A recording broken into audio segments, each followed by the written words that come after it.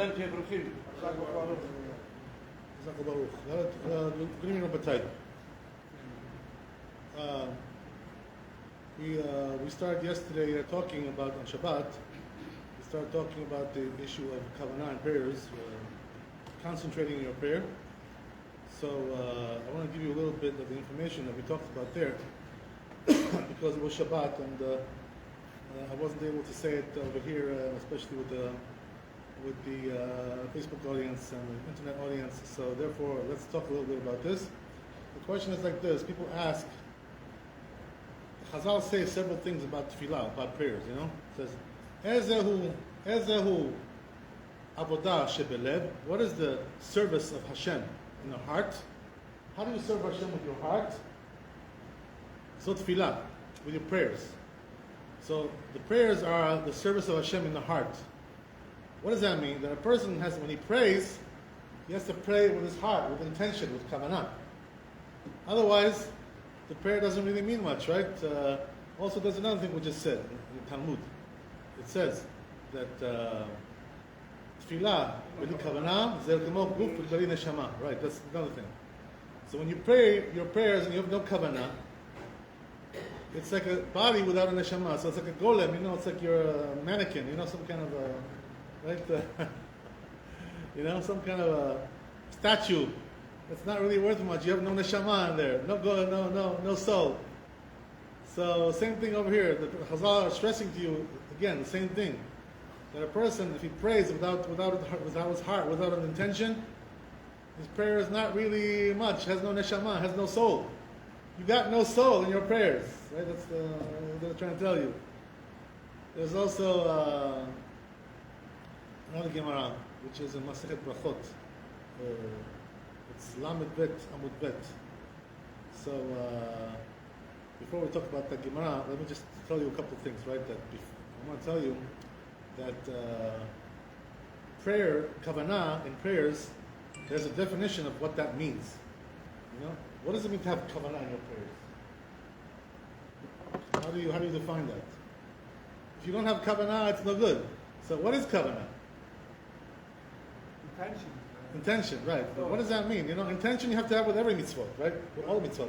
By the way, it's not called kavanah, it's called lishma. You have to say lishma. The mitzvot have to be lishma. L'shem shamayim, right? L'shem mitzvah. That's intention. But kavanah means something else. Kavanah means concentration, you know? You know what I mean?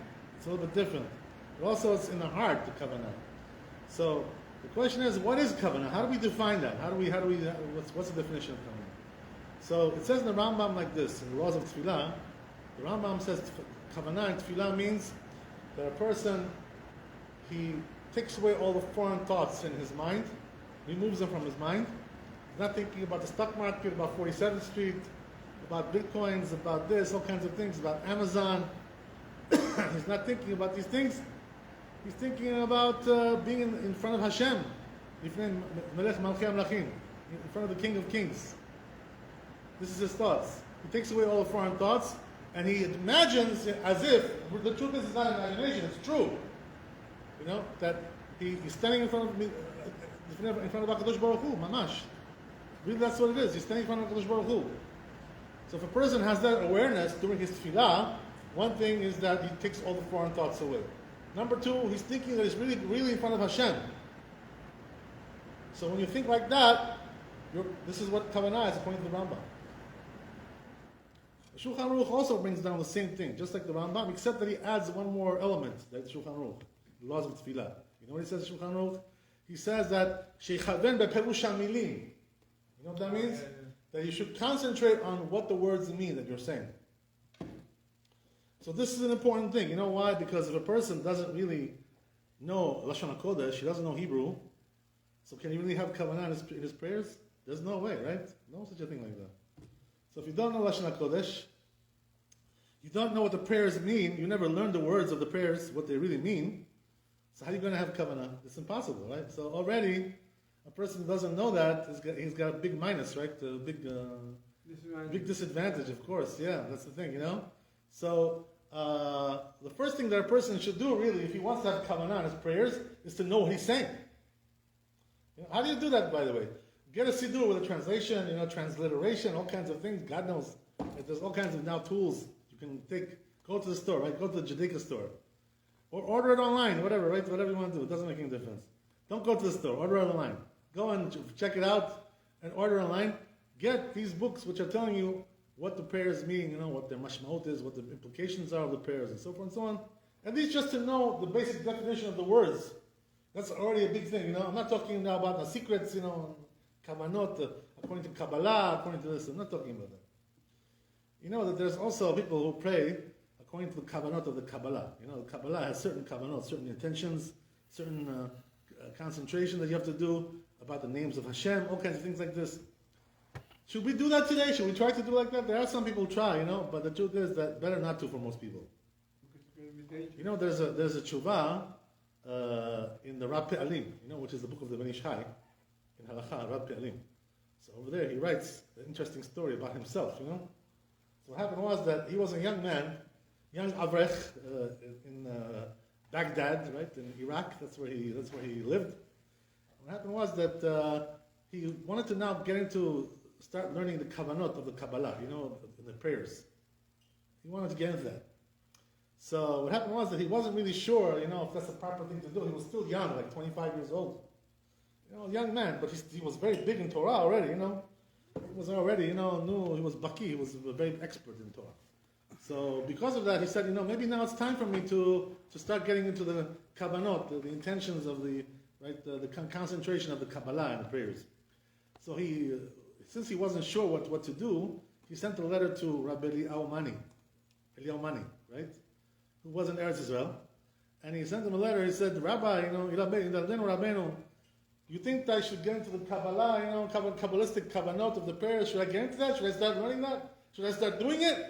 Yeah. Am I old enough? Am I big enough? Or whatever, I don't know, whatever, right? Right? Am I rich enough? Whatever, right? No, I'm just joking. It doesn't matter how rich you are. But the truth is, right, that Rabbi Eliyahu Mani, he writes over there in the book, he answered him. And he answered him not what he maybe thought he was going to get an answer. Yes. So what did he tell him? He told them, no way, don't get into that stuff. Told them, right? Don't touch it. Don't touch it. Don't even think about it. Why? Why is that? So I told him, he said, you're still young, young Avrech, you're still young scholar. What business do you have with that stuff? You're not ready for that yet. You know what I mean? You have to be already, seasoned scholar to get into these things. So I told him, he says, do yourself a favor and stay out of that stuff. Don't do Kabbalistic kavanot. That's what he answered the Ben Ish Chai. Can you imagine? This is what he answered him. So what happened?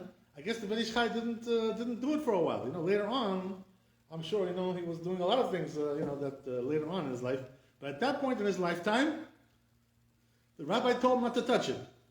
Too young, too inexperienced, whatever, not enough, maturity, whatever you want to call it, right? That's the thing. That's what he told him. So he didn't get into it. So that, right, even if we say, what am I trying to tell you, right? That if the Ben Ish Chai, who was such a big chacham like this, even when he was young, the rabbi told him not to get into Kabbalah, Kabbalistic, all the more so us, right? That we don't know a fraction of what the Ben Ish Chai knew. So how are we going to get into it? How are we going? That's for us to do things like this. And whoever's doing things like this, you know what it is, right? He has to have his brains examined. Take him to the doctor. Do a CAT scan on his brains. Maybe something is wrong there. You know what they say, right? That there's a story I was told by somebody that there was a guy who learned, in the yeshivot. He learned in the kolelim, and he finished the dayanut and rabbanut. All the big courses that they take over there to become a chacham, to become a dayan, to become a judge in Eretz Israel. So he finished the whole session, so he finished the whole program, everything. He passed the tests. He went and Daglija, So he passed all the tests. Everything came out good. So now, he thinks, wow, maybe, okay, now that I passed all the tests, I learned all the material, maybe it's time to get into Kabbalah now. Huh? What about that, right? So he went to Maran, Rabbi Derosh, he went to him. And he asked the Maran, he told him, he said, should I get now into learning Kabbalah? Since I passed all the tests, I finished everything. Dayanut, Rabbanut, everything, I'm done. So the rabbi answered him. He told him, he says, you need to have your head examined. He says, go take some medicine. So he told him, Why do you tell him like that? Because what? Just because you passed some tests, you memorize some material, now makes you into ready to learn Kabbalah. What does one have to do with the other? That's not really what it's about. It is true. You have to be 40 years old and married. Good. The truth is that it doesn't say in the halakha that he has to be 40 years old to learn Kabbalah. There were some people who learned Kabbalah before that, like the Ramchal, Rabbi Moshe Chaim Luzzatto. He was learning when he was a young kid. The truth is, that he died, Ramchal, before the age of 40. Can you imagine? He died already. Yeah, at the age of 40, he died. So, if he would have waited till he died at 40, he would be dead already.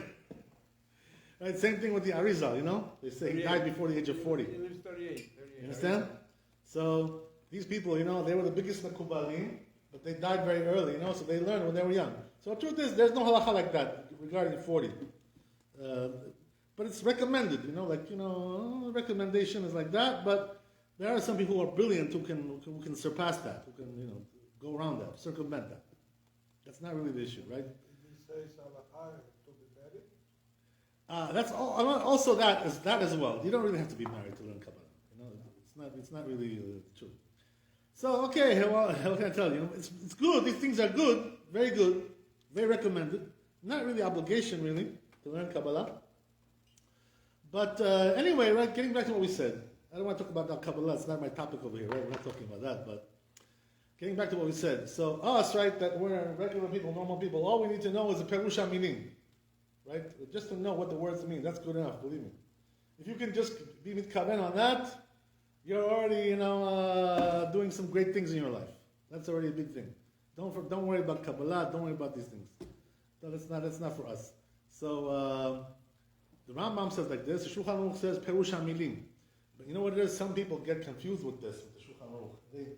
They misconstrue the meaning of the Shulchan Aruch. You know what they do? By mistake, what they do is they when they pray, they say the words in Hebrew, and then they say also in English or whatever, some other language. Why? To translate, like Gatatagmus. He's translating everything. Baruch Atah, blessed are you, Hashem. Right, like this. So the truth is, they asked him, Moshe Feinstein, they asked him, are you allowed to pray like this, First say Hebrew and then English, like this. So he said, you're not allowed to do that. You're not allowed to do it. What's the reason? Why? Because it's hefsek. You know what I'm saying? In other words, you're making interruption between this and that. It's like it's no good. You have to do one language. You want to pray in two languages?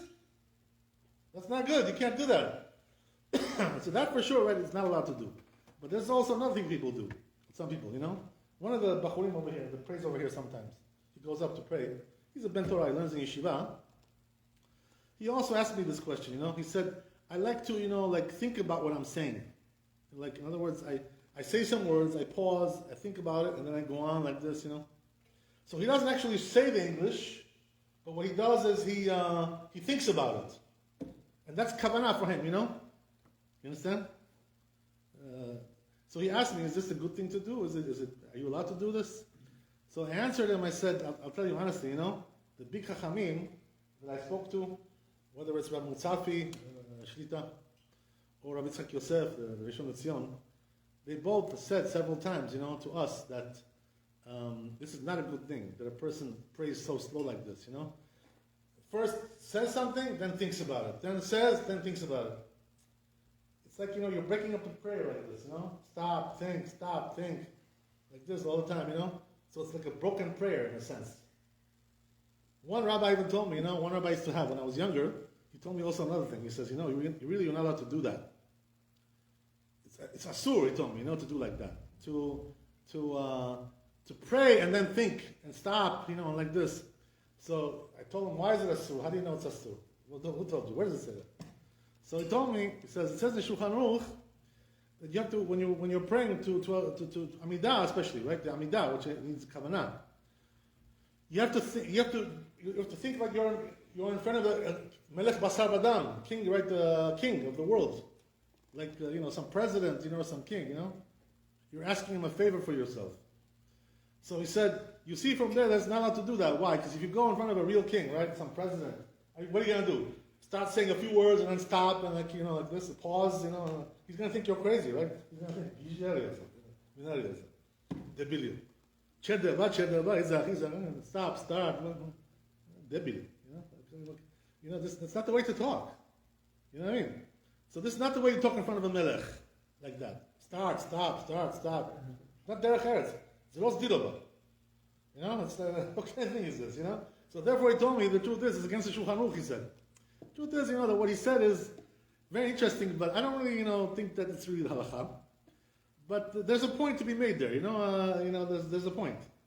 So the truth is that all the chachamim that I've spoken to about these things, they told me not a good idea to do this kind of thing.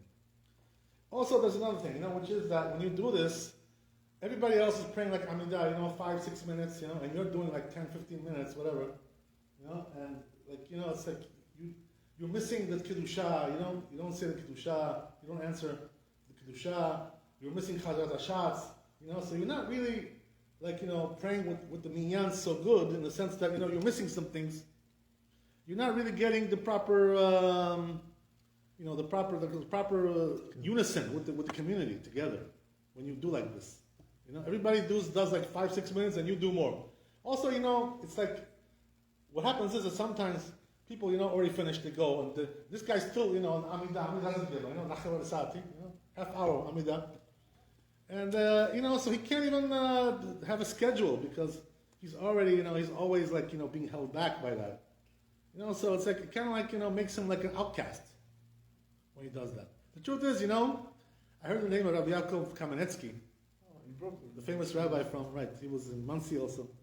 He moved to Monsey afterwards, right, from Torah Vadat. You remember? Yeah, Torah Vadat. He was a big man, Adam Gadol, he was a big man. So they also, they said something interesting in his name, He said that he wouldn't allow people to pray like this, like what I told you, but only Baalei Tshuva.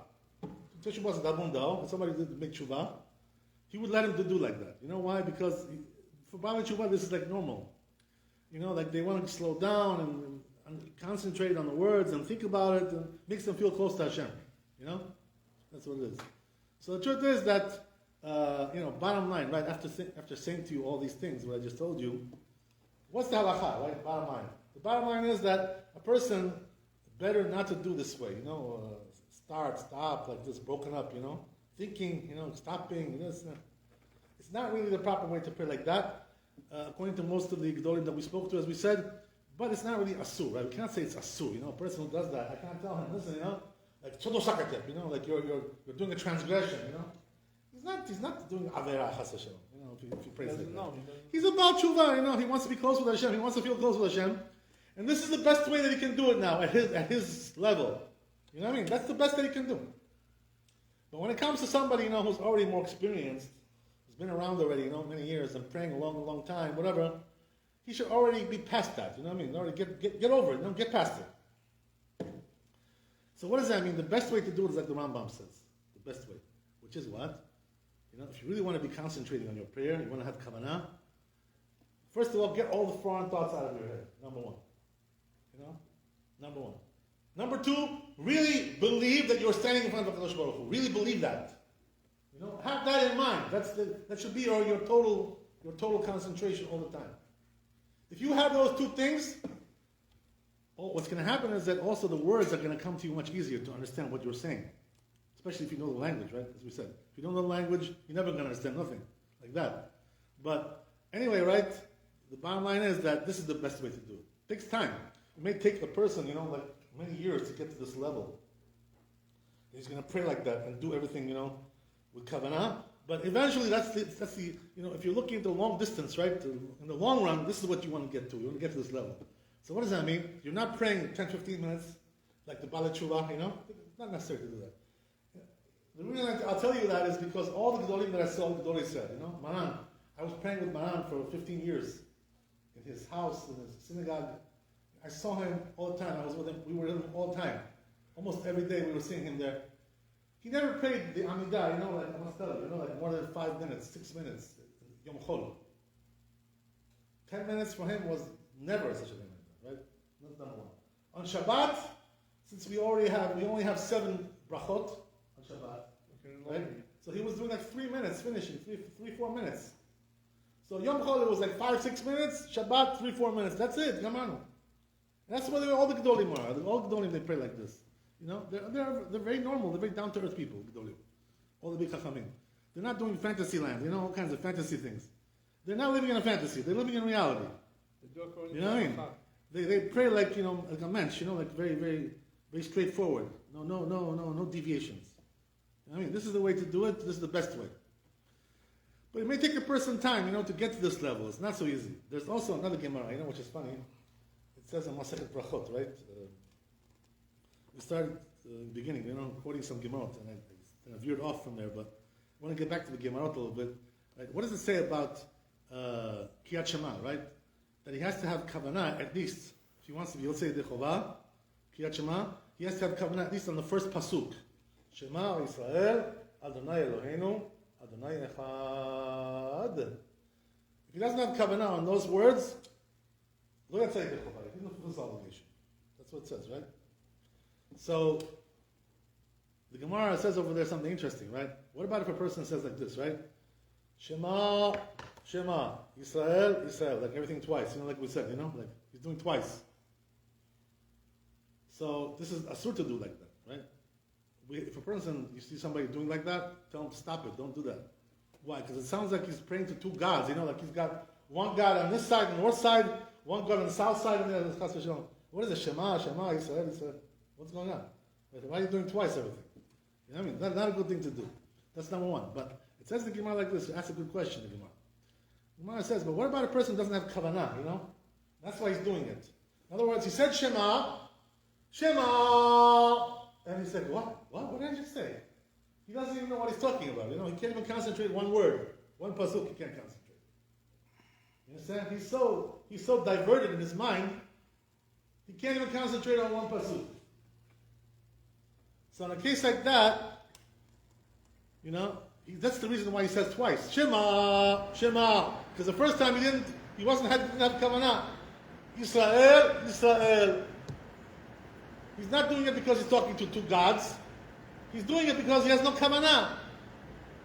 He can't concentrate. Tabneulia, you know? You know? There are people like this. You know what I mean? Eti pasuk ze bet gebat question. Right? So what you know what the Gemara answers right over there. You know, if you see somebody like this, he can't concentrate on one pasuk. Take a stick and hit him over the head. Chop. You know? Yeah, hit him. You know? Why hit him? What's going to help him? What, you want to break his skull? No, you want to wake him up. You know, gatenda. You know, gatenda. That's gzinas. What are you sleeping? You know, you can't even concentrate on one pasuk. You know, what's wrong with you? You know, so that's why we hit him. That's what the Gemara says. You know, so what do you see from there? That a person, you know, who doesn't have kavanah for even one pasuk. You know, something's wrong with his head. You know, something is wrong there. You know, you gotta give him some wallops. You know, chat hataushi. You know.